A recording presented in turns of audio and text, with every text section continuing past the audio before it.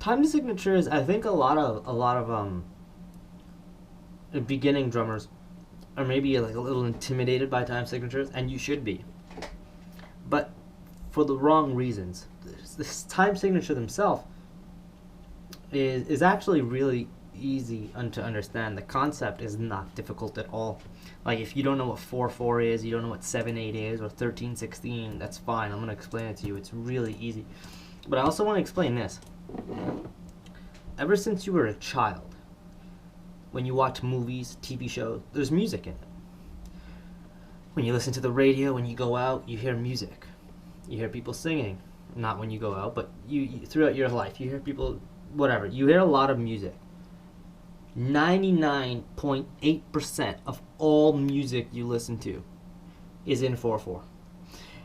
It's like your first language. It's really easy to learn, and well, not easy, but your first language is a language that you don't even have to think too much to speak it. You just know it already.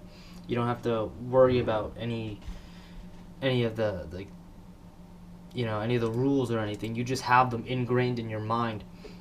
So that's kind of like what 4/4 is. You automatically feel music in 4/4.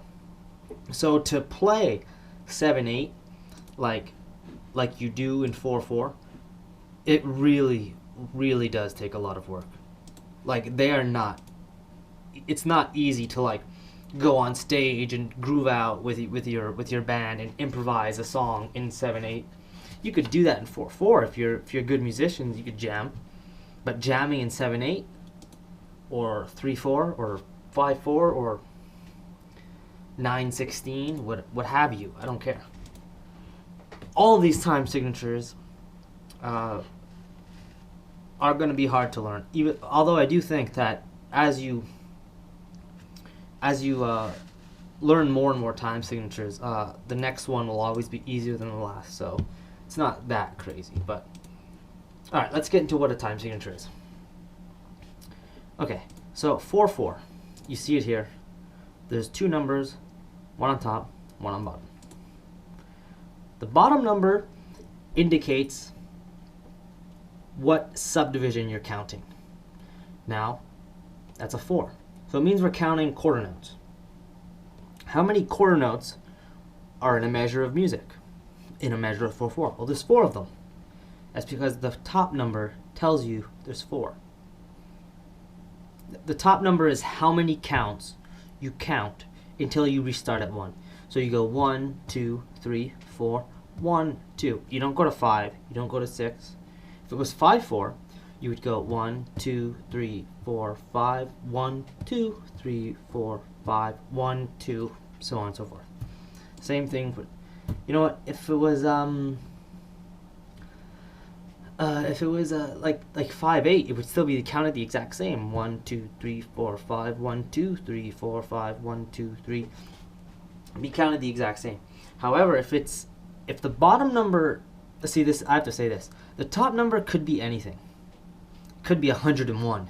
Okay, it'd be crazy to count 101 beats per measure.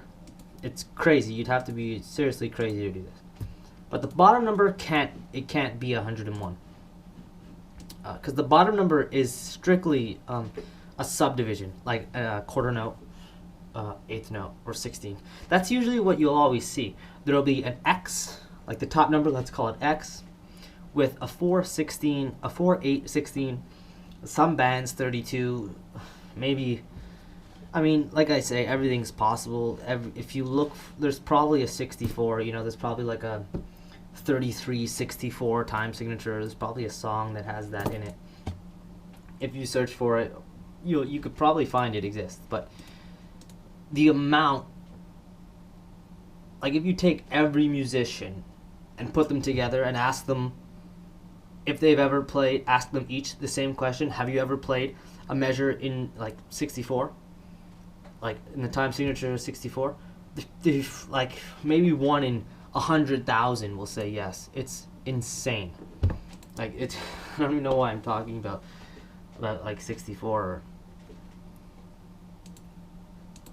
or 32. Like it's just I guess that's a bit more. You could probably find some tech metal bands that do that, but mainly like 16, like 11, 16. That's pretty casual in most progressive music, like Rush or Yes.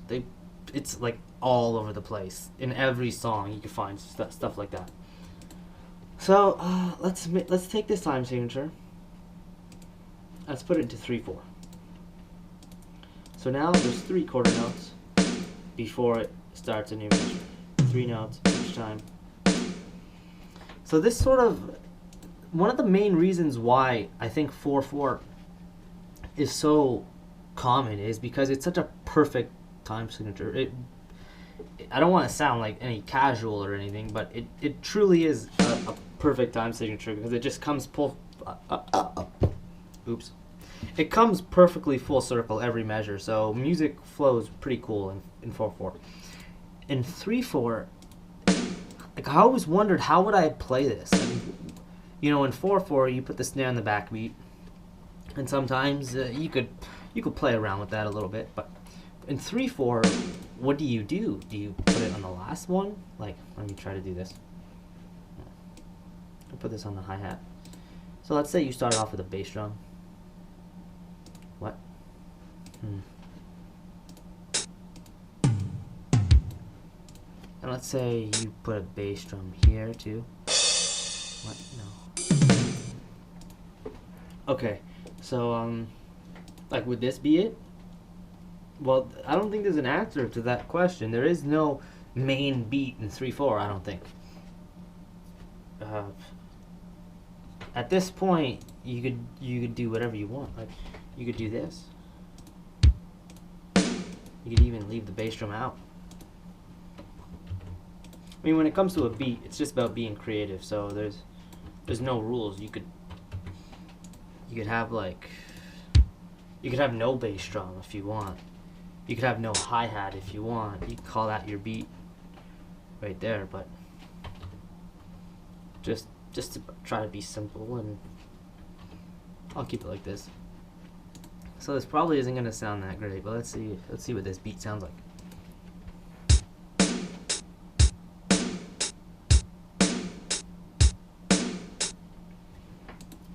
Alright. Ooh. I just messed up. It's all good. Let's speed it up. My favorite tempo, 160. Oh, I don't like this.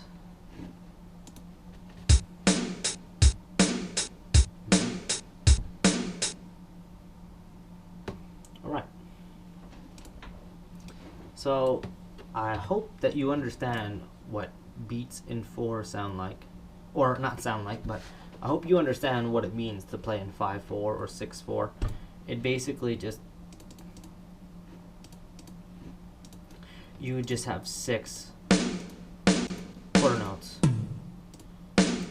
See, I think this sort of time signature would be a bit better because you have more room to play with than in 3/4. In 3/4, it's too short of a time to really get your beat going before you restart it, unless you play over the bar line or something. Okay, so I'm not going to go into a 6/4 beat because I want to explain what beat type. So yeah, they got the 128th. It's insane, man. Like, what are you gonna do? Like make it like 127, 100 over 128. Look what.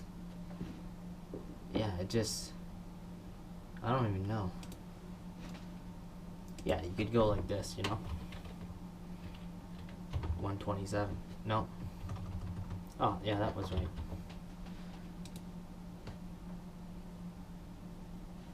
I don't think it wants to give me it.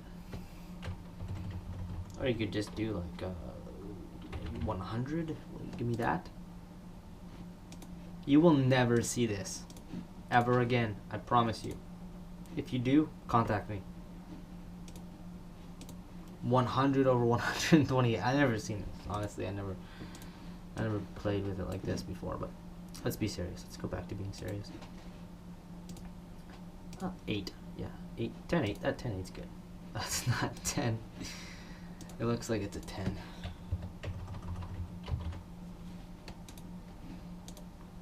Alright, so this is actually, I want to explain it like this. How many eighth notes are in a measure of 4/4? Well, there's 8 of them, right? So 8/8, I'm going to go back to 8/8 for a second. This is equivalent to 4/4 because you're counting every eighth note as a time, and there's 8 of them. So it's just like this. See, I don't even have to indicate quarter notes at this point.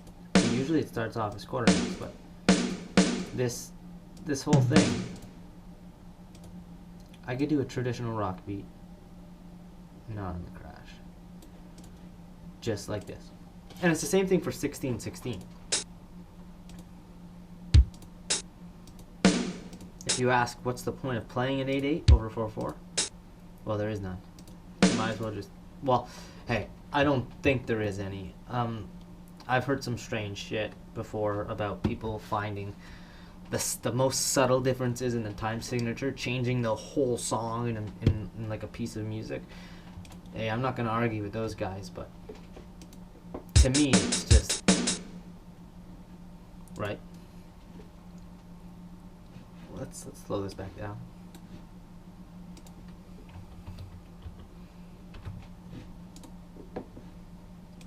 All right, but this is the same as 4/4, so let's put it to 7/8. Now it's not the same as 4/4. Now it looks like a 4/4 beat, 1, 2, 3, 4, but the and of 4 is gone. You would usually count like 1 and 2 and 3 and 4 and. How you would count this is 1 and 2 and 3 and 4, 1 and 2 and 3 and 4, 1 and 2 and 3 and 4, 1 and 2 and 3 and 4 and. No 4 and. No 4 and. I messed up. But you get it, right? So let's copy this. Let's see what this beat sounds like.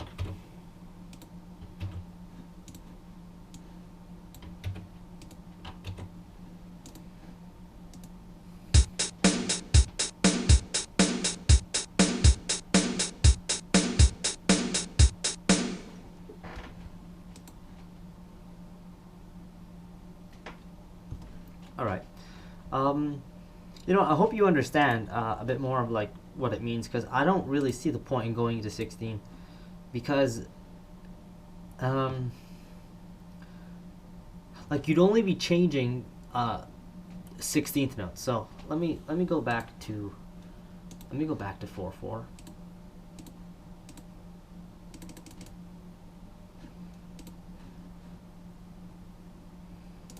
So now this beat, if you can notice, this measure does not look the exact same as this one. And this one, I mean, they all look different because it's being translated from a different time signature, so now everything's all over the place. So now we got quarter notes again. You can still have quarter notes in like 7/8. They just don't start off like that. Like here it does. So if this was 7/8, this beat right here would be the 1 again. So if I were to like put a crash symbol on the 1, it would look like this in 4/4, right? You know this. Like it would just look like this. But if this was 7/8, the new beginning, the new 1, would actually be the and of 4, as I went over before. And if you were playing like I was, like why I said I'm not gonna do like a 13/16 or something, because it'd only be changing the 16th notes. So you usually don't even like do a beat with 16th notes. 16th notes are usually like in a fill, or I mean you could use them. You could like add fill-ins, like if you're playing a bit more of a complex beat, you could use 16th notes a lot, especially on the bass drum. But yeah, I'm not going to go over that here, because even in like how I think about it, when people do that, they usually do it in 4/4 anyways. Like, just to sort of explain. So if we were counting in 16s, well, this is 2, right? 1, 2, 3, 4. If we were playing in 16, then the second count wouldn't be this, but it would be the second 16th note. So they'd be counting each 16th note. So if you were playing in 4/16, it would basically be like 1/4, 1 quarter note. You know what? I'll actually show you that. Just, do they have 1? Yeah, they do.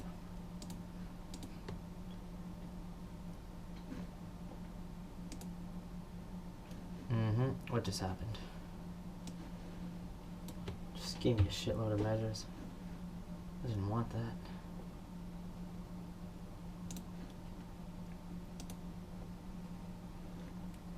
Oh, it's a little slow right now. There's like 100 measures there. So, what's going on? It should give me more. Oh, no. 1/16. I meant 4/16. That's why. It's only giving me 1/16th note per beat. I messed that up. What I was thinking of was 1/4. 1/4 is the equivalent to 4/16. So now you have these 4/16th notes. Each one has its own count. So imagine this, like, imagine zooming in on this and looking at this like as if it was its own measure. Not its own measure, why did I say that? Like, imagine each one of these 16th notes were a quarter note. You could make a rock beat again.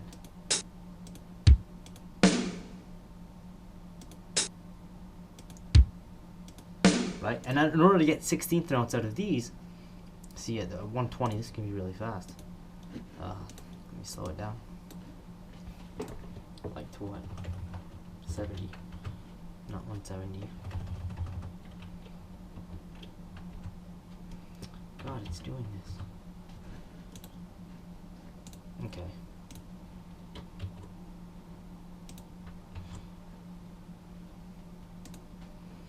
Let's listen.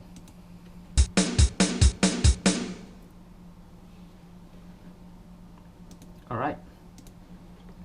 And if you were playing in 5/16, you would just have a 5/16th note added in there. So I hope you get it, because this is such a vast topic that it just goes on forever, right? There's so many different time signatures and different ways to use them that I could just keep going on and on. But I'm going to end it here. That's it. If you have any questions, just leave it in the comments. And that's it. See ya.